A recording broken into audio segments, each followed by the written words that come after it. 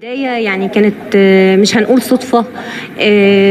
كنت عايزة أدخلهم رياضة، يعني وهم صغيرين كنت عايزة أخليهم يمارسوا نشاط رياضي. كان كل المتعارف حوالينا ما بين كرة قدم طبعا للولاد وما بين الكاراتيه.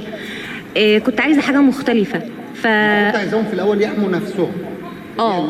عايزه لعبه تزود ثقتهم في نفسهم، عايزه لعبه تنشط الدوره الدمويه، عايزه لعبه يخرجوا فيها طاقتهم، عايزه لعبه يقضوا فيها وقت فراغهم في الصيف، عايزه يعملوا حاجه مفيده يستفادوا بيها جسمانيا وعقليا وفكريا وثقافيا واجتماعيا. كنت عايزه اخليهم يمارسوا رياضه للسبب ده. دورنا على رياضه، لقينا بالصدفه يعني وانا بقلب على النت عرفت ان كابتن حسام بيمرن كونغ فو. اشتركت لهم هناك من وهم لسه 6 سنين وهم داخلين اولى ابتدائي. دخلهم وقلت اجرب، يعني اجرب اشوف هيحبوا الموضوع، هيحبوا